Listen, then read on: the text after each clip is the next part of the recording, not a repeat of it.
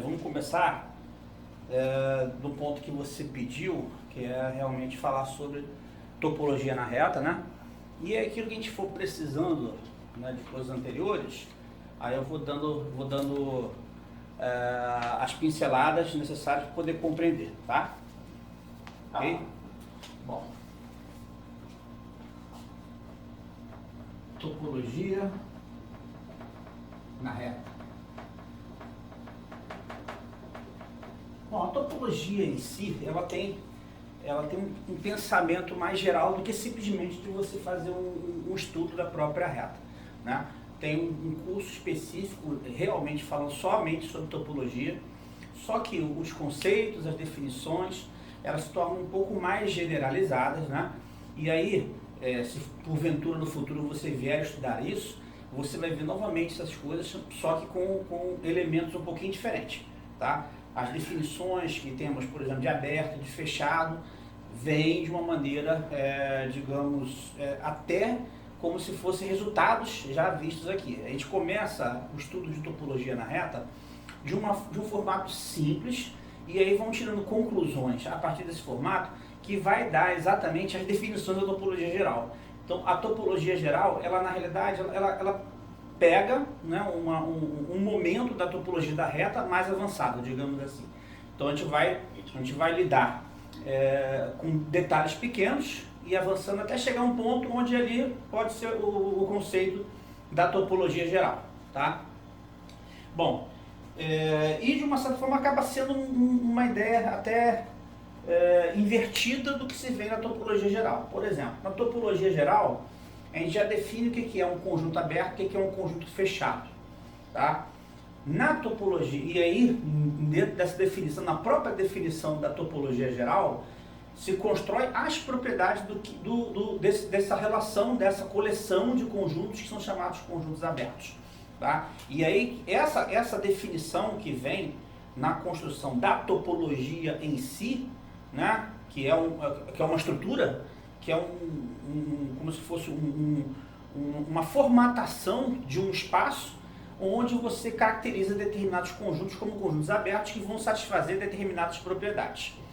O que a gente faz na topologia da reta? A gente vem de conceitos já conhecidos por vocês e aí a gente vai determinando essa estrutura naqueles conjuntos já conhecidos de tal forma que você chega a essas propriedades que vão ser exatamente as propriedades da topologia geral. Tá? E aí, a gente define o que é um conjunto aberto, né? Não diz quais são as propriedades, conclui essas propriedades pela definição que é da topologia da reta, tá? Que na realidade são as propriedades da topologia geral. Tá? É uma coisa meio estranha, porque quando a gente vê a topologia geral, você fala conjunto aberto. O que é uma topologia? É uma coleção de conjuntos que são denominados abertos. Tá? E o que acontece com esses conjuntos denominados abertos? Eles têm determinadas propriedades. Quais são as propriedades? Primeira propriedade, o vazio é um aberto. Segunda propriedade, o conjunto inteiro completo do espaço é um aberto. Tá? Se você tem dois conjuntos abertos, a interseção entre eles é aberta. Se você tem uma família de abertos, a reunião deles é aberta. Ou seja, você caracteriza aquela coleção como um conjunto que são fechados pela interseção e fechados pela união. Só que fechado pela união qualquer e pela interseção finita. Então, na realidade, o que a topologia da reta faz? Ela prova essas propriedades. Ela constrói os conjuntos e demonstra que vai valer essas propriedades. Está compreendendo? Então, não dá como definição. Simplesmente ela prova. Ok? Que na realidade, na topologia geral, é considerado um axioma, que não é provado, é uma característica, ok? Então vamos lá, começando com conjuntos abertos. Conjuntos abertos. Para se definir um conjunto aberto, nós precisamos definir o que é um ponto interior. Bom, dado X, um subconjunto qualquer da reta, dizemos que x pertencente a esse conjunto x é ponto interior,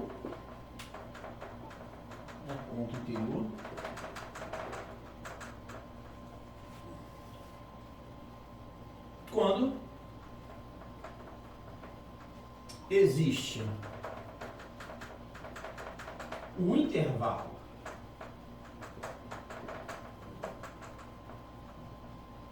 I aberto,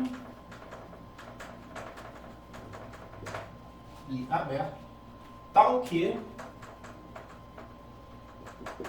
esse elemento x ele pertence ao intervalo I e o intervalo I está inteiramente contido nesse conjunto x, tá?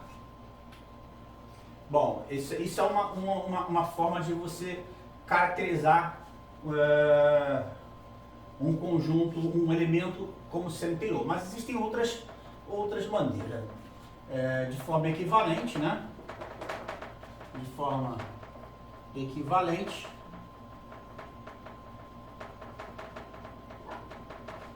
x é interior,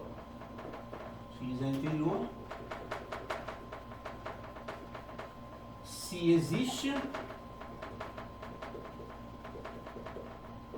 existe um epsilon positivo tal que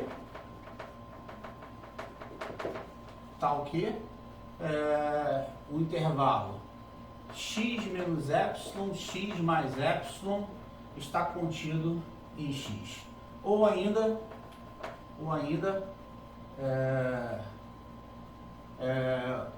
para todos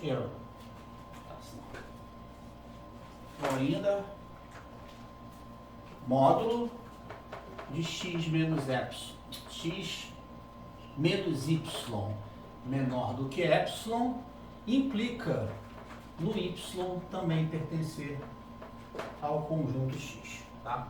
Então você tem lá um conjuntinho na reta, né? Da minha reta real. Aí você tem um conjuntinho x aqui, digamos, qualquer coisa, né? Aí você pega um determinado elemento, x pertencente a esse conjunto x, né? Uma forma de você caracterizar é você exibir um intervalo aberto contendo ele. Então, esse intervalo I, né? Ele contém o x e o meu x está inteiramente, meu I, perdão, está inteiramente contido dentro desse x. Ou você exibir um determinado raio, né? Um epsilon positivo, né? Tal que o intervalo que começa em x menos epsilon, né? Então, esse raiozinho aqui é epsilon, esse raiozinho também aqui é epsilon, tá? Então, se eu tenho o intervalo de x menos epsilon, então aqui vai ser x menos epsilon, e esse último aqui final vai ser quem? O x mais epsilon, tá? Então, o intervalinho que começa no x menos epsilon e vai até x menos epsilon até x mais epsilon, ainda vai estar inteiramente contido no x. E dizer isso aqui, né? Que x menos epsilon, x mais epsilon, é a mesma coisa que dizer que o módulo de x menos y menor do que epsilon implica no y pertencer também ao conjunto x. Por quê? Porque se isso aqui vale, significa que o y está dentro desse intervalo, né? Se o módulo de x menos y é menor do que epsilon, isso aqui implica em y pertencer a quem? A x menos epsilon, x mais epsilon, que por sua vez vai estar inteiramente contido no x, logo o y pertence ao x. Então esse formato e esse formato aqui, na verdade é a mesma coisa, só escrito de uma forma diferente, tá ok? Então, eu não entendi muito bem esse último aí, o x menos y. Tá, então deixa eu explicar de novo aqui. Okay. Pode perguntar, tá? Pergunta à vontade aí. Deixa eu fazer o desenho novamente aqui. Vamos verificar essas três coisas para ficar mais fácil? Tá. Ok? Bom, primeiro, por que isso aqui é uma forma equivalente? Bom, essa é a minha definição dada, tá? Quer dizer, o elemento é interior se eu consigo exibir um intervalo tal que aquele intervalo contém e está contido. Bom, vamos lá. Se existe um epsilon tal que isso aqui acontece, vamos lá, vamos verificar aqui. Ó. Se existe epsilon positivo, tal que x menos epsilon, x mais epsilon está contido em x, se isso existe, bom, o meu i, o intervalo i considerado é o próprio intervalo que apareceu aqui, né? Sim. Então Esse conjunto. o intervalo i é esse aqui, x menos epsilon, x mais epsilon, né? E eu tenho x pertence a i e o i inteiramente contido em x, o que implica que o x é interior, Sim. certo? Agora, reciprocamente, que eu estou falando que é equivalente, né? Reciprocamente, digamos que se x é interior, se x é interior, existe i, né? Existe i aberto, digamos assim, vamos botar i no formato de um intervalo aberto. Como é que seria i no formato de intervalo aberto? É um intervalo que vai de A até B, certo? Sim. Tal que o x pertence ao i e o i está contido em x, né? Se o x é interior, existe isso aqui. Bom, eu preciso exibir o quê? Um epsilon, né? Como é que eu vou fazer? Bom, eu vou considerar aqui o meu epsilon como sendo o mínimo entre x menos a e b menos x. Ok? Por que eu estou fazendo aqui? Ó? Aqui está meu i, tá? O meu x está aqui dentro. Eu não sei onde é que ele está. Ele pode estar no B, ou pode estar mais perto do A, pode estar mais perto do B. Né? Se ele está mais perto do A, o meu epsilon vai ser isso aqui. Ó. Se ele está mais perto do B, o meu epsilon vai ser outro. Então, como é que eu vou decidir? Pegando o mínimo entre essas duas diferenças. Tá ok? Qual que é a distância menor? Exato. Porque aí eu garanto nesse caso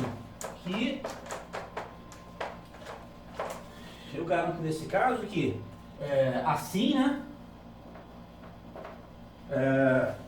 X menos epsilon, x mais epsilon, né? É o intervalo que está assim, né? Sim. Né? Isso aqui obrigatoriamente vai estar contido dentro de quem? Dentro do meu intervalo i, né? Porque se eu peguei, se esse aqui é o meu epsilon, por exemplo, o meu raio vem para cá, não vem? Sim. Então esse intervalo está inteiramente contido aonde? No i. Então isso aqui está contido no i, que por sua vez está contido aonde? Em x. Ou seja, se ele é interior, né? Existe um epsilon, tal que x menos epsilon, x mais epsilon, está contido aonde? Em x. Agora falta entender daqui para cá, né? Foi essa aqui sua dúvida, não foi? Foi. Beleza. Essa aqui é sua dúvida.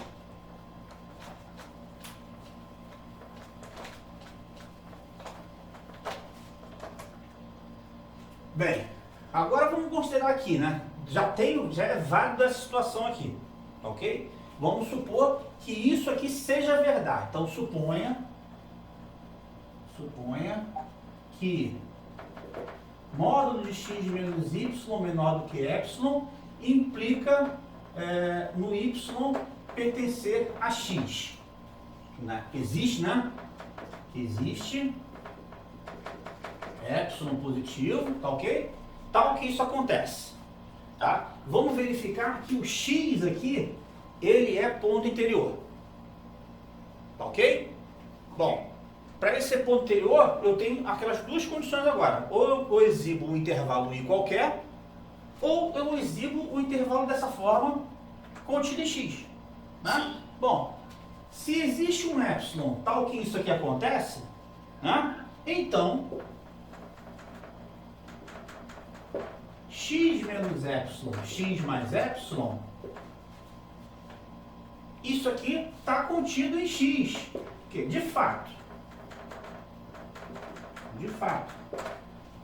pega um indivíduo aqui dentro desse conjunto,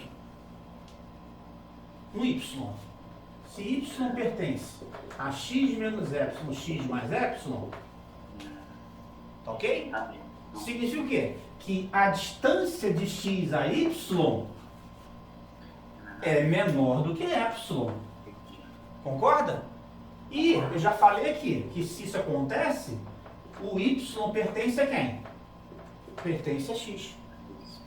Entendeu? Então eu acabei de mostrar que esse intervalo está inteiramente contido em x. Então significa que o meu x é ponto interior. Reciprocamente. Se x é ponto interior,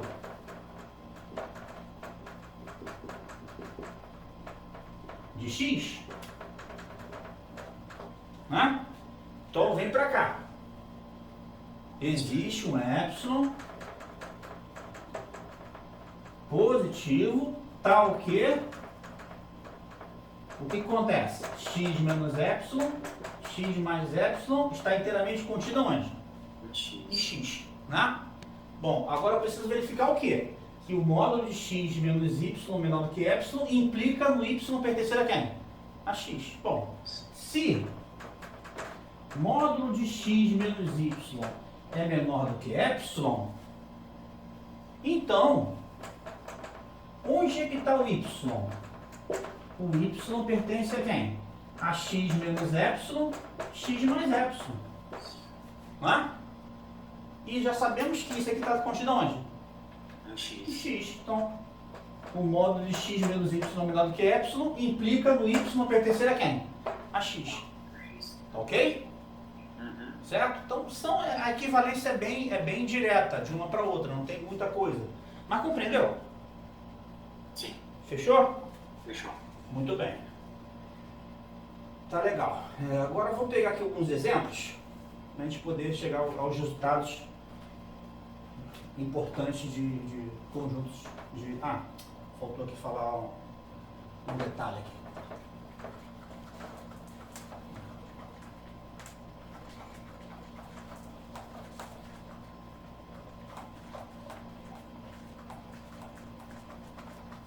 Bom, como está gravado, eu estou apagando, tá? Tá ok. O quadro é pequeno. O quadro é pequeno. Vamos lá. O conjunto de todos os pontos interiores, todos os pontos interiores de x é chamado de interior, né? É chamado de interior de x, né? Simplesmente isso, interior. E denotado. Aí eu não sei como é que o seu professor está denotando, né? Então, denotado normalmente por int x, tá? Mas alguns colocam o x com uma bolinha aqui em cima. Tá ok? Às vezes algum coloca assim uma bolinha, mas é muito comum usar essa notação aqui, tá? Tem que ver como é que o seu professor denota aí. Tá. Ok? Bom, se x se iguala ao interior, tá? Dizemos... Vamos botar uma forma mais direta aqui, né? Senão tem que estar escrevendo de novo aqui. Um conjunto x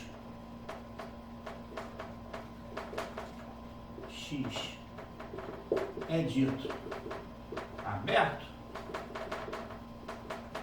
se e somente se o x coincide com o seu interior. Esse detalhe que eu estou falando para você é aquilo que eu estava querendo dizer para você. Na realidade, se você for estudar topologia geral, isso aqui não é a definição de um conjunto aberto, tá? Isso aqui é como se fosse um resultado, né, que vai ser provado, entendeu? Que ele define o que é aberto, no final você acaba concluindo pelos teoremas, pelos resultados, que tem essa característicazinha, tá ok? Aqui na topologia da reta a gente faz as coisas meio invertida, tá? A gente supõe isso aí como definição e prova que vai valer aquelas outras propriedades, tá ok? Muito bem, então o conjunto x é dito aberto se somente se o conjunto x coincide com o seu interior. Agora vamos ver alguns exemplos. Tá? Exemplos.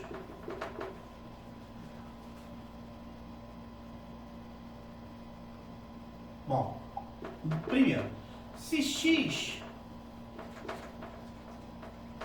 possui ponto interior,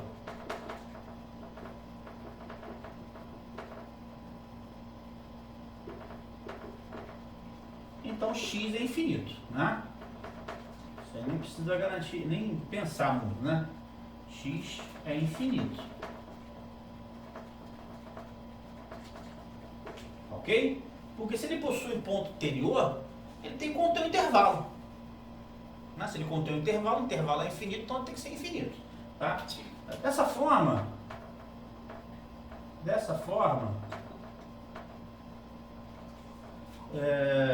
o conjunto, por exemplo, formado por um número finito, né? x1, x2 até xn, tem interior vazio. Tem interior vazio. Ok? Mas o fato de ter interior vazio não implica dele ser finito, tá? Todo conjunto finito tem interior vazio, né? Porque para um conjunto possuir interior, né, não vazio, ele tem que ser infinito. Então, significa isso aqui, o interior dele vai ser vazio. Agora, existem conjuntos infinitos, tá, que também têm interior vazio, como por exemplo o Z, né?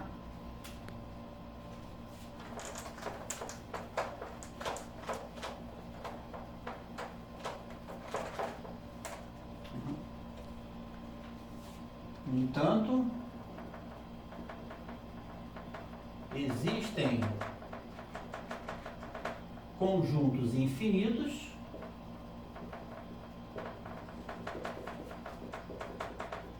de interiores vazios, como por exemplo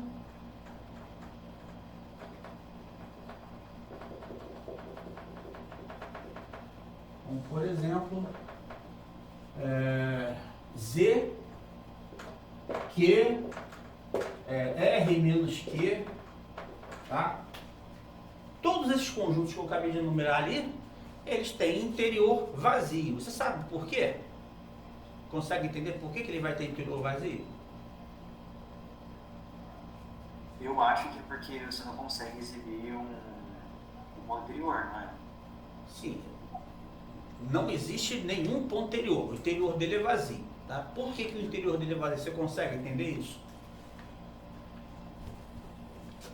O que precisa ser um ponto interior? O que tem que acontecer para ser um ponto interior? Eu tenho que achar um epsilon, né? À direita e à esquerda dele. Né? Uhum. Um intervalo. Pensa na forma de definição. Contido, né? Tem que ter um intervalo que contenha ele e que esteja contido no conjunto. Entendi. Né? Então, as premissas são duas. Quais são as premissas? Primeiro, tem que ter alguém contendo x. Né? E esse alguém tem que estar contido no conjunto. E esse alguém tem que ser um intervalo. Se você olha o Z, existe algum intervalo contido em Z? Mas aí eu não poderia exibir, por exemplo, o 2 que está entre 1 e 3? Sim, mas se você pensar num intervalo aberto, você consegue exibir um intervalo aberto inteiramente contido em Z? Não, porque não tem, né, no caso. É um espaço discreto, né? É um conjunto enumerável, né? Sim. Certo? Assim como Q também é enumerável, né? E como ele é enumerável, você não consegue conter um conjunto não enumerável. Né? Você chegou a estudar isso? Sim, então, não sei muito bem, mas assim, eu lembro mais ou menos o que é. Sim, então, o conjunto racional é enumerável. Tá? Sim. Se ele é enumerável, qualquer subconjunto dele também é enumerável. Tá? Então, se você, em Q, existir algum intervalo contido em Q, esse intervalo tem que ser enumerável. Entendi. né? Só que um intervalo aberto ou fechado, não interessa, sempre será não enumerável. Tá? Então não tem como ter contido em que um intervalo.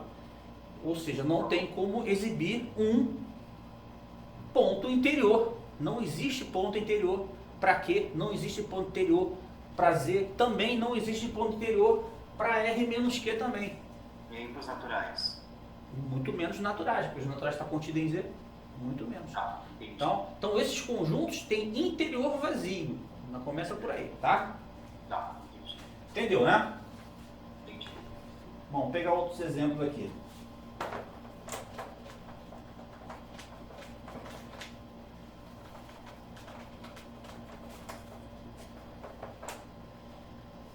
Deixa eu só escrever aqui para justificar, né? Pelo simples fato, né? Pelo simples fato desses conjuntos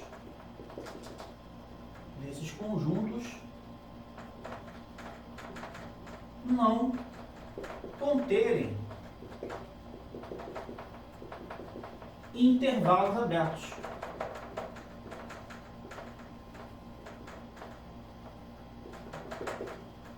Então, só pelo fato de você não conseguir encaixar um intervalo aberto, pronto, acabou. Aquele conjunto não tem ponto interior. O interior dele é vazio, tá? Ou seja, interior de Z é igual ao interior de Q, é igual ao interior de R menos Q, tá? E todos eles são vazios, ok? Agora, outros intervalos, outros conjuntos mais interessantes. Por exemplo, vou colocar alguns aqui. Vou pedir para você me responder. Okay.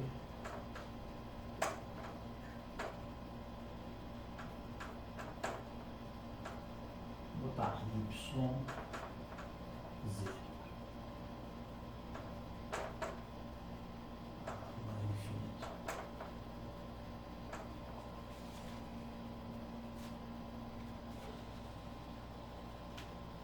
Olhando esse intervalo aberto, quem é o interior de X? Você sabe dizer? Seria B menos A menos B. Quem é o interior? Vamos pensar.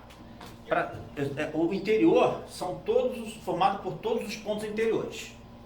Tá ok? Todos os pontos interiores. Tá legal? Então, primeiramente, o ponto interior tem que pertencer ao X. Não tem saída. Tá? Para ser interior, ele tem que pertencer a X. Então, por exemplo, se eu botar um intervalo 2 e 3, óbvio que o 4 não é ponto interior, porque o 4 não pertence a X. Tá?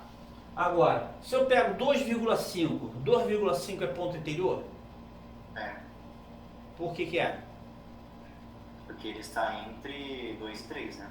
Está entre 2 e 3, mas qual é a definição de ser ponto interior? Vamos pensar. Não é só pelo fato de estar entre 2 e 3. Ele é ponto interior por quê?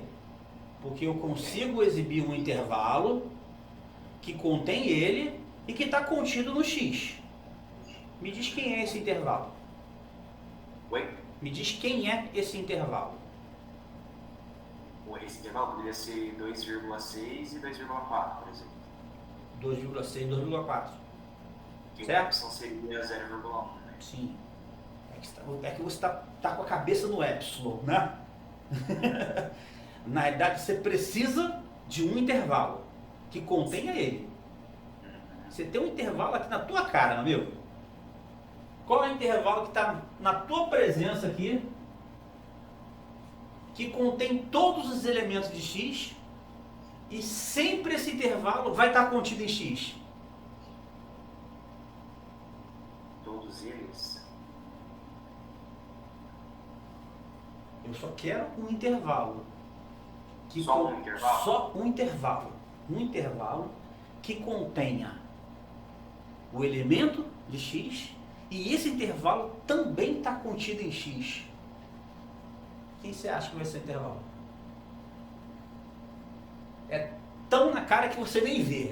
Aquela coisa que fica na tua testa que você não enxerga. É exatamente isso. É o próprio x, cara. Ah, o próprio x. O próprio x. O x é um intervalo aberto. E ele contém os seus elementos e está contido nele. Então, pô, pelo próprio x, eu já sei, né, que qualquer ponto vai ser ponto interior. Ou seja, o interior de x vai ser o próprio quem? O próprio X. Da mesma forma, isso aqui vai ser quem? O próprio y. O próprio y. Da mesma forma, isso aqui vai ser igual a quem? O próprio z. Tá? Entendi. Entendeu? Entendi. Entendeu mesmo? Aberto, né? Eles são intervalos abertos, né? Na realidade, isso aqui a gente poderia complicar um pouquinho na situação lá, porque na minha definição eu não coloquei intervalos limitados, tá? Mas poderia ficar restrito a intervalos limitados. Eu não coloquei intervalo limitado. O meu A e o meu B poderiam ser conjuntos infinitos, né? Não tem problema, não foge da definição de ponto interior, tá ok? O fato de você exibir um intervalo aberto, se esse intervalo ele é limitado ou ilimitado, não faz a menor diferença, tá? Naquela definição, tá? Então, da mesma forma que acontece aqui, são intervalos ilimitados, é válido, tá ok? Ele mesmo, tá ok? Vamos pegar outro exemplo. Professor, só uma dúvida que eu fiquei. Nos racionais, né? Porque a gente não poderia exibir, por exemplo, intervalo aberto 1/4 e 1/3, por exemplo. Eu pensei aqui na minha cabeça, porque entre eles tem um racional. Sim, vamos pensar. Quando você olha os racionais, né? O conjunto de racionais ele é todo esburacado, tá? Entre dois racionais tem sempre um número irracional, ok? Então não tem como você pegar um intervalo aberto e encaixar ele perfeitamente dentro do conjunto de racionais, entendeu? Porque aqueles buraquinhos vão atrapalhar, tá legal? Como se ele ficasse pulando, né? Isso, exatamente. Entendi. Tá ok? Ok, professor. Bom, qual é outros casos aqui? Vamos botar aqui W. Se eu pego W igual, vamos botar aqui W, AB, K, AB, J, AB. Se eu olho esses três conjuntos, né, o que eu posso afirmar? Em relação ao interior. Quem é o interior desse conjunto aqui? Quem é o interior desse conjunto e quem é o interior desse conjunto? Do W seria o intervalo aberto AB, né? Isso. E do O K? K seria o AB aberto também e o J também. Então, o interior de W é igual ao interior de K, que é igual ao interior de J, e todos eles são iguais ao intervalo de A até B. Aberto. Certo? Certo. Ok? E qual seria a prova? Como é que você provaria realmente isso aí? Você consegue provar realmente? Porque às vezes a gente entende as coisas, né? Mas na hora de verificar, né? Prove que isso é verdade, né? Não é? Então vamos provar que o interior disso aqui é igual a isso aqui. Tá ok? Então vamos verificar.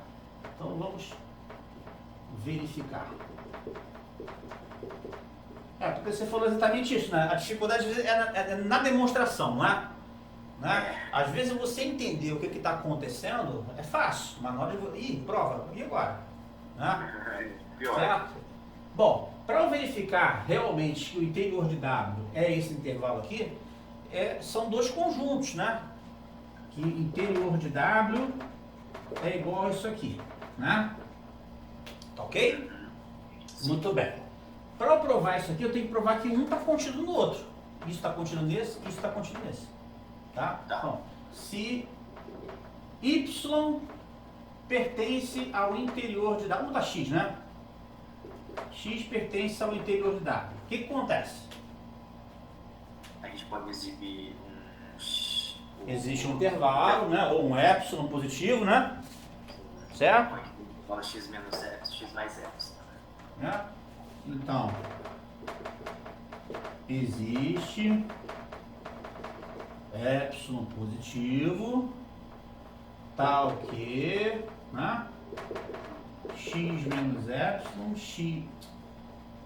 x mais epsilon está inteiramente contido onde? Em W. Em W. Mas meu W é esse conjunto aqui, né? Sim. Né? Certo? Ok? Certo.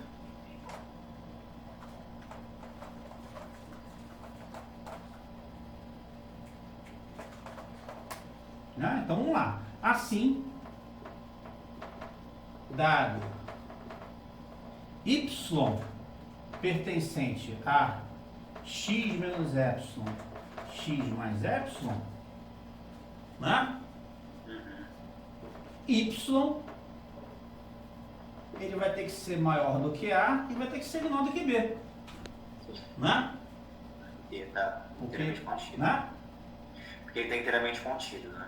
Por quê? Porque isso aqui é o quê? Vou até colocar de uma forma melhor. O Y, ele é maior do que x menos epsilon, ele é menor do que x mais epsilon. Mas pelo fato de isso aqui estar contido nisso, isso aqui é maior ou igual a A. Isso. Isso aqui é estritamente menor do que B. Né? Ou seja, o Y é maior, tá vendo? Porque vai respeitar essa ordem aqui, tá vendo? É maior do que o A e é menor do que o B. Isto é, todo o intervalo, né, está contido aonde?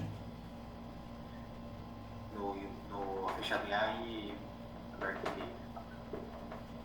Está contido nesse intervalinho aqui. Ó. Tá vendo? Porque eu já botei estrito, tá vendo? Sim, entendi. Entendeu? Bom, se isso aqui está contido nisso, então significa que o meu x que eu peguei aqui Está contido também. está contido aonde? Aqui, pertence aqui. Certo? Então, o meu interior está contido aqui. Então, logo, o interior de W está contido aonde? Aqui. Intervalo aberto. Agora falta o contrário. Né? Pegar um elemento aqui e mostrar que esse elemento é um ponto interior. Né?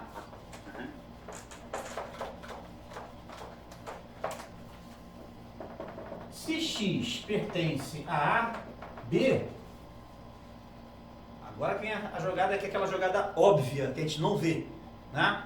Se o x pertence a B e o AB está contido em W, não está? Sim. Então, qual é a conclusão? Que ele é ponto interior. Pronto. Aqui X pertence ao interior de W. Sim. Né? Porque eu exibi um intervalo que contém um X e esse intervalo está contido aonde? Em W. Então o X é ponto interior. Ou seja, Entendi. né?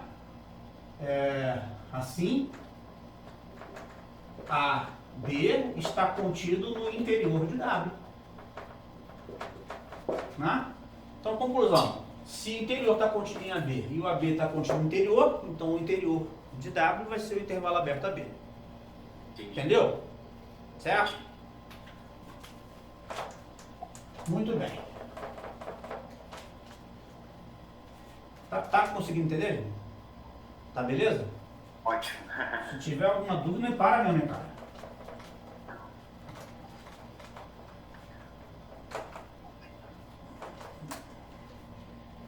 Deixa eu ver aqui.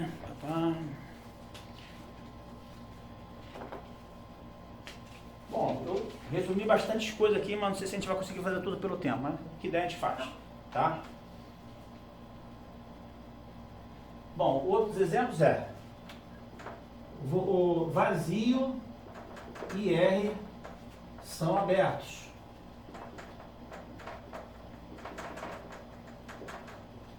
O R é natural de você pensar. Por que o R é aberto? Porque ele contém todos os intervalos. Né? Se ele contém todos os intervalos, não tem saída. qualquer ponto dele, qualquer intervalo que contém esse ponto, esse intervalo vai estar contido em R. Então R é aberto. E agora, por que o vazio é aberto? Eu lembro que a professora falou que é por vacuidade, né? Isso, exatamente, por vacuidade. O que significa isso? Quando você não consegue contestar, você tem que assumir aquilo. Então, o vazio é aberto porque você não tem como garantir que ele não é aberto. Tá? Para ele não ser aberto, o que tem que acontecer? Você tem que exibir algum elemento dele que não é ponto interior. Mas o vazio não tem ninguém. Não tem ninguém, então você não tem como provar que ele não é aberto. Tá? Então, como você não prova que ele não é aberto, então você assume que ele é aberto. Isso acontece muito no Brasil, né? Exatamente. É coisa meio tosca mesmo, mas isso é por isso que essa intuição ela é viável, mas a matemática usa muito disso, entendeu? Tá. Usa muito disso. Outro exemplo aqui. Se eu pego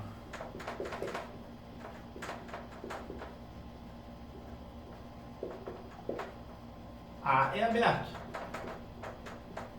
A é aberto.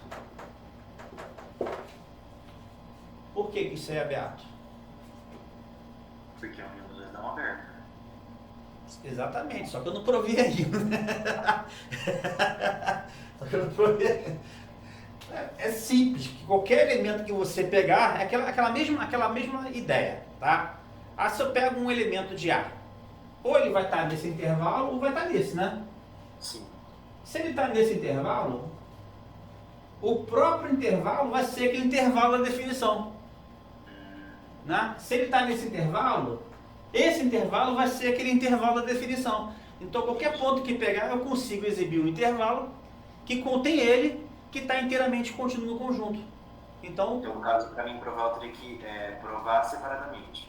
Sim, aí você vai por caso, né? Se o x pertence ao intervalo 0,1, então o x pertence a 0,1 que está contido em A.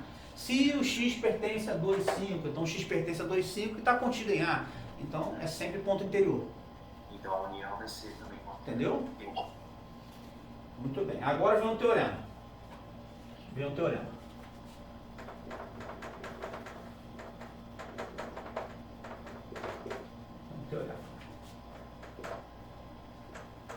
Eu pego AI contido A1, né? E aí A1 contido em R. A2 contido também em R. São abertos. São dois conjuntos abertos. Então, A1 interseção com A2 é aberto.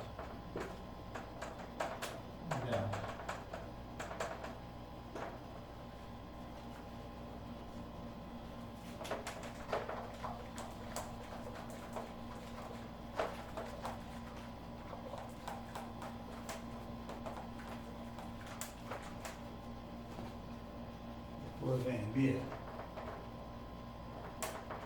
Aí, com I pertencente a um conjunto de lambda, de índices, né? É uma família, ou uma coleção, uma família de abertos.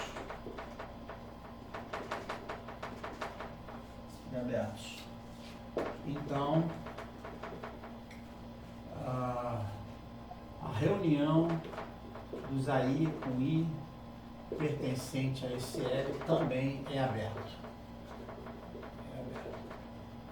É aberto. Ok?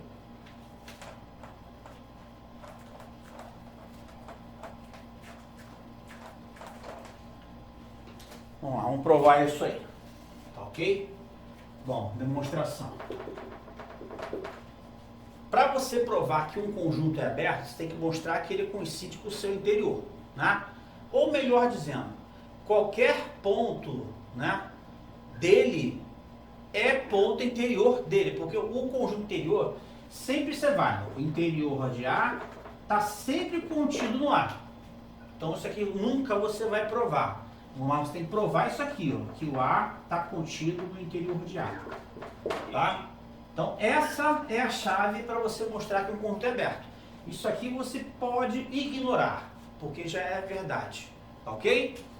Muito bem.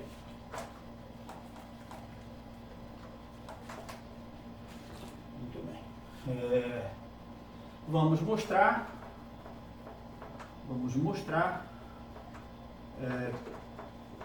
que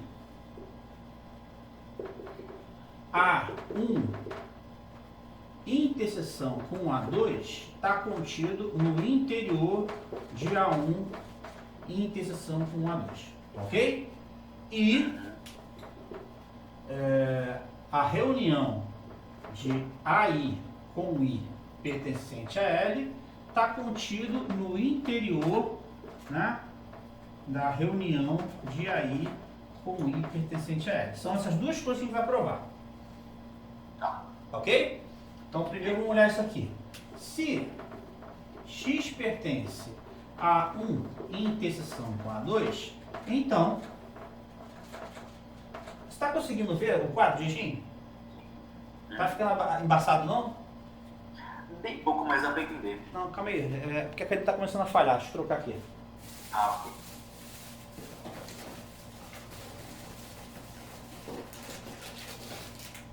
A caneta está começando a ficar fraca.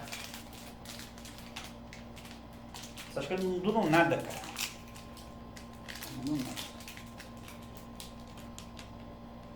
Dá no máximo uma semana de aula pra mim. Nossa, sério? Mas também escrevo pra caramba, né? Aqui, ó, purinho. Nossa. Ah, mas melhor que giz, né? Eu mesmo tenho alergia. Aí, eu, sinceramente, eu sou professor raiz, prefiro giz. Bom, vamos lá. Se x pertence a 1 é 2, então x pertence a A1 e x pertence a A2. Ok? Bom, embora tenha um resultado que eu não provei ainda, mas eu vou usar um método mais direto aqui, né? São dois conjuntos abertos, né? Então, como A1 e A2 são abertos,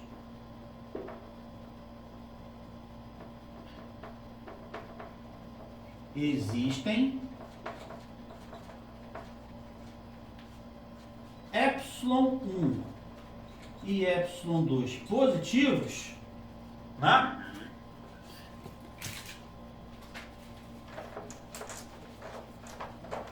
Tais que x menos ε1, x menos ε2 está contido em A1, x, ε1, né? X menos ε2, x mais ε2 está contido em A2, ok? Tomando epsilon como sendo o mínimo entre epsilon e epsilon2, tá? Peguei o menor dos raios. Então, x menos epsilon, perdão, né? X mais epsilon está contido, né? Em x menos epsilon i, vamos botar assim, né? X mais epsilon i, com o i sendo igual a 1 ou 2, né? Certo? Peguei um mínimo, ele vai estar contido nesse intervalo e também nesse, né? Botei i para não ficar repetindo as duas coisas. Ok? Bom, se ele está contido nisso aqui, logo x menos epsilon, x mais epsilon está contido onde? Em A1 interseção com A2.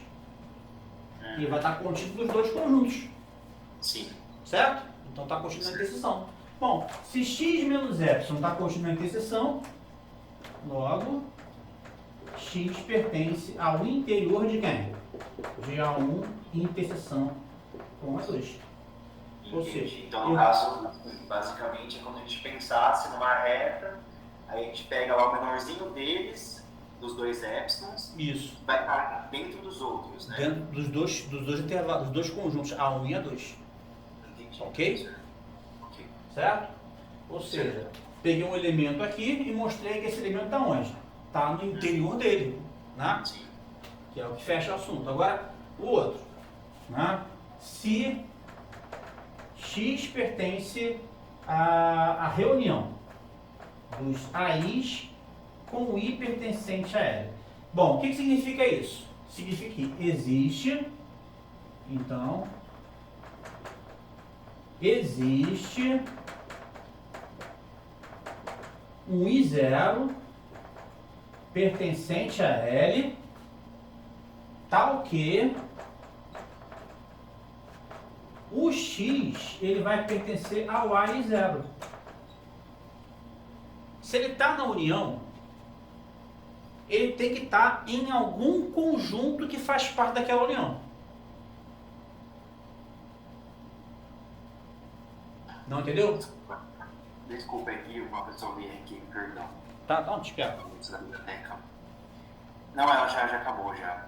Tá. Foi, então, se você pode repetir o começo? Tá, vamos lá, olha só. Eu peguei o X na união. Tá. X na união. Para ele pertencer à união, ele tem que pertencer a algum conjunto que faz parte da união. Sim. Né? Então, existe um I0 no conjunto de índices, tal que o X vai pertencer ao conjunto A de índice I0. Entendi. Existe ao menos no um. meio das uniões. Sim, vai ter que ter algum conjunto ali onde eu vou encaixar o X. Pode ser até mais. Pode ser todos. Mas o que me interessa é um. É um só. Um só. Então, existe um tal que o X pertence àquele AI0. Perfeito? É, mas aí no caso, se a gente falar que é o vazio, então já tem um lá. Não. Como assim vazio? Porque assim, no caso... Não pode ser vazio. Você está falando que dentro dos AIs tem o vazio. Pode. Mas como eu estou pegando um X, esse X está na união. Está na união? Então tem que estar em alguém que não é vazio, pô. Alguém não pode ser vazio. Tem que ter alguém que não é vazio, pô. Então o X vai ter que estar no AI0 para algum I0. Tá ok? Sim. Que é aberto. Que é aberto, né? Porque todos eles são abertos. Em particular, esse AI0 é aberto, né?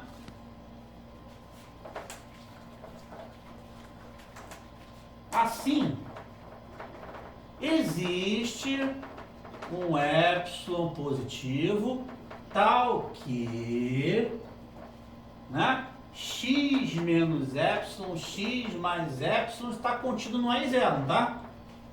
Sim. Porque o AI0 é aberto. Mas o AI0, ele está contido na reunião. Né? Então, eu acabei de exibir um intervalo que está contido aonde? Na reunião.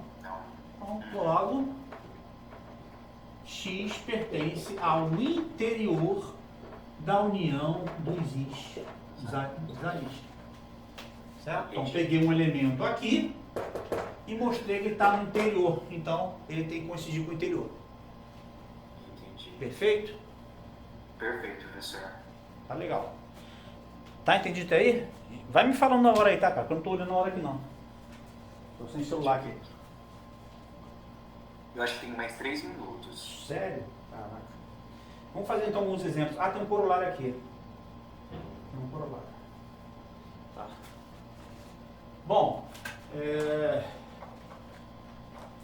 a união de abertos sempre é aberto, tá? Sim. Qualquer reunião que você pensar, sempre é aberto. Agora, a interseção não. A interseção só vale para finito. Então, que é o corolário. Tá? A interseção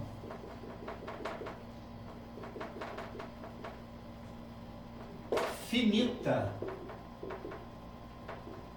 de abertos é aberto. Tá ok? A interseção finita de abertos é aberto, ou seja, se você pegar, isto é, se A1 até a N são abertos,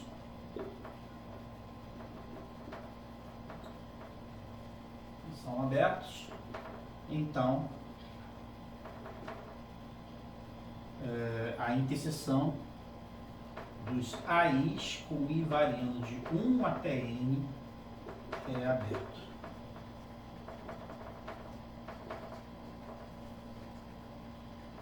A demonstração pode ser feita de forma direta, igual foi feita anteriormente, tá? Você vai exibir diversos intervalinhos, tá? Epsilon1, Epsilon2, Epsilon3, Epsilon N, aí pega o mínimo entre eles, né? É igual. Mas também pode ser feita por indução, né? Por indução, porque você já provou que A1, A2 é aberto, ok?